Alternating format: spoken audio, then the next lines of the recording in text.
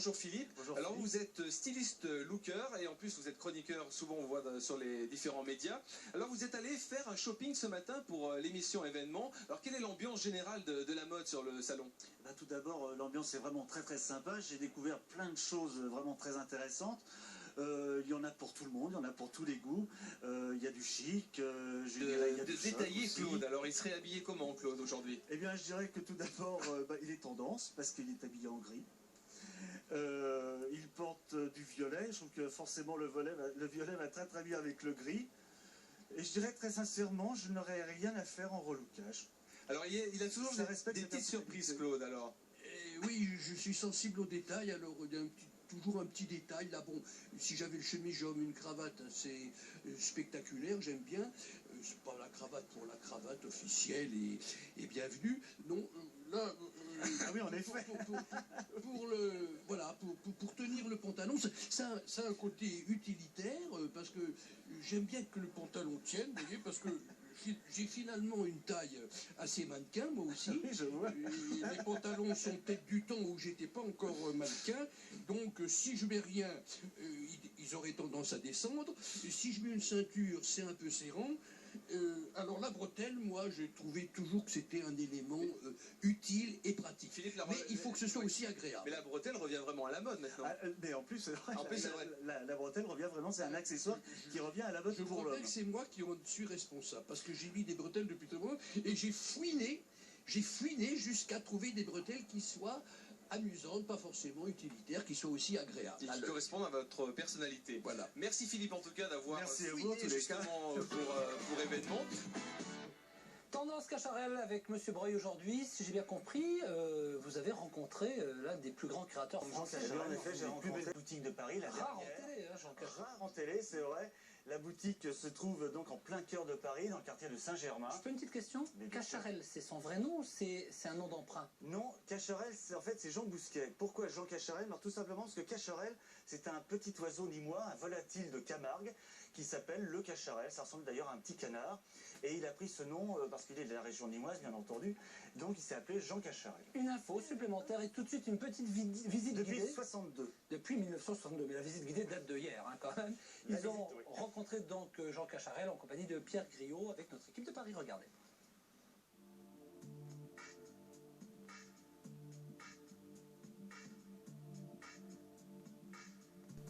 On a échappé, si vous voulez, aux tendances de l'unisexe. On a toujours été très féminin. Aux jetables, car c'est vrai qu'il y a aussi eu cette période de jetables et les femmes aiment bien retrouver ce qu'elles ont aimé et au contraire, quand toutes les années on l'actualise et on permet, si vous voulez, effectivement de repartir avec un buzz différent, mais avec des articles que l'on aime. Et aujourd'hui, on est tout à fait dans cette féminité. On voit ce retour à la tendresse, à la matière, au volume, à la couleur. Et je crois que Cacharel est tout à fait là-dedans. Ouais. Alors, nous avons vu que c'est, on appelle ça bon marché, moyen marché, cher. Bon marché. Bon marché, il faut savoir que ce sont des collections qui viennent de Londres. Enfin, en partie, pas toutes, mais en partie. Et c'est vrai qu'en Angleterre, on trouve des collections vraiment avant-gardistes. Oui, je vois de quoi. Alors, le pull techno-branché. Oui, alors c'est très branché, c'est le pull à poil. Le pull à poil, c'est le pull à grand poil. Katia est à poil. Bien doux. Non, c'est faisons très prix, doux. Nicolas. C'est très doux, ça met en valeur la poitrine, le corps, tout. Ouais. Enfin, On et gagne le pull, quelques centimètres. un pull comme ça fait 329 francs. 329 francs. Et 329. Nicolas, qui lui est resté... Alors Je là, suis c'est resté la- simple. C'est la chemise Sobre, Nicolas. psychédélique, c'est la chemise qui, elle, fait 359 francs. C'est vrai que c'est discret. Ouais. Alors nous allons aller un Très tout petit discret. peu plus vite. Vous nous aviez parlé de relookage il y a 15 jours. Alors c'est vrai que cette boutique m'a donné très envie de faire un relookage C'est quoi un d'une personne. relookage? Eh bien c'est de transformer complètement une personne, mais à son avantage évidemment. Sans chirurgie esthétique. Voilà, sans chirurgie Avant, esthétique. oui. Notre Véronique bien avant. Oui. Et bien maintenant, vous allez la voir après. Ah, Oh, c'est spectaculaire. C'est Cécile Jeanne, donc une spécialiste jeune créatrice en bijoux, que nous allons d'ailleurs tout de suite voir La pignon sur à Paris. rue où? À Paris, à Ludomini très exactement. Je crée un bijou pour une femme moderne, pour la femme des années Le 2000. chapeau, ça vous va Le tellement bien. Productia. Regardez ça. Mais il est un peu petit, mais enfin, bon, fait une grande tête quand même. Ça change tout là. Ça fait un peu champ de course. Pas du tout, pas du tout. Pas du tout. Non. Ça fait mariage. Non, allons-y. Au galop. Alors, c'est vrai. Merci Katia. Merci. Je me sens nettement mieux maintenant.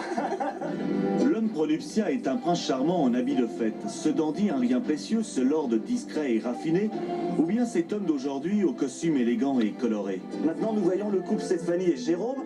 Stéphanie porte une robe créateur, une jupe en organza de soie brodée de dentelle, un bustier structuré avec un gilet également en dentelle écrue. Pour la coiffe, c'est un voile de 1,50 m qui lui donne d'ailleurs un petit côté très madone. Merci beaucoup Philippe, à très bientôt, vous applaudissez. Merci.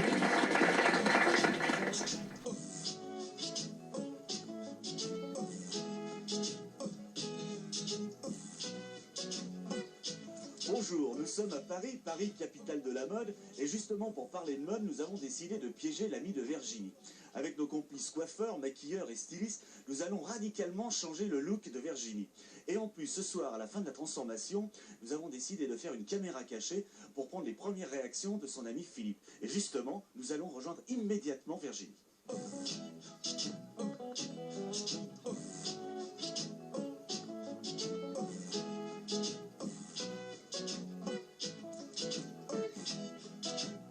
Bonjour Virginie, que faites-vous dans la vie? Je travaille dans l'agroalimentaire.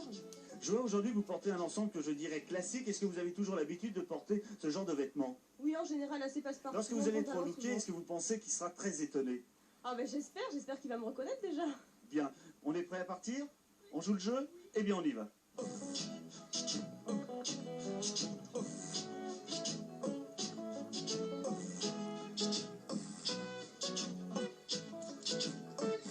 Bonjour. Pour rester dans l'harmonie chaude de l'ensemble. Maintenant je t'emmène. Dis-moi. Eh bien, chez un des plus grands couturiers qui existent dans le monde, ce couturier s'appelle Paco Rabanne. Et maintenant, nous sommes devant la porte et nous entrons. Bonjour. Bonjour. Ce qui serait bien aussi, Oui. c'est de prendre par exemple un pantalon noir, brillant, et peut-être un haut de métal comme ça. Vous voyez? C'est amusant. Ça se drape comme un collier devant, comme ça. Oui. Vous voyez? Et on le noue derrière, en le croisant, comme ça. Et ça, sur un petit pantalon, ça peut être très très marrant, très joli, pour aller danser le soir. Oui. Ok? Bien. Eh bien, Virginie, maintenant, est totalement relookée. Elle est partie rejoindre notre caméra cachée qui se trouve dans le Café Vasco.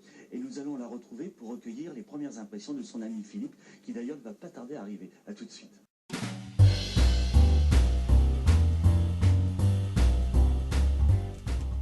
Philippe, on va tout vous dire. C'était pour la caméra cachée pour Look Express. Ah, super. C'était pour relooker notre chère Virginie. Je crois que c'est réussi. Alors, quelles sont les impressions comme ça? Eh bien, je la reconnais plus. À ce point-là? À ce point-là, je suis repassé. Puis si vous voulez participer à ce jeu, eh bien, tout simplement, vous téléphonez à RTL 9 et on sera très heureux de recevoir vos candidatures. À très très bientôt. Au revoir. Avant d'être un film, Jaya, fille du Gange, était un livre, le récit romancé d'un voyage mouvementé aux sources du Gange.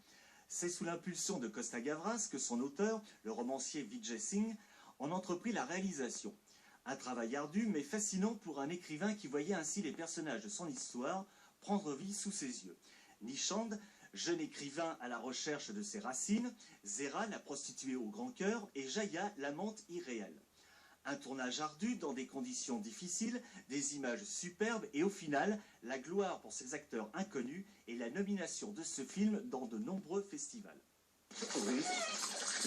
Carole Ballard, c'est une petite fille aidée de son papa qui va, envers et contre tous, mener ses protégés à travers le ciel des USA aux commandes d'un ULM. Pour pallier toute éventualité, plus de 60 oies dressées étaient en permanence présentes sur le plateau. Imaginez l'ambiance. Réalisé par le metteur en scène de l'Étalon Noir, L'Envolée sauvage est un film superbe aux images extraordinaires.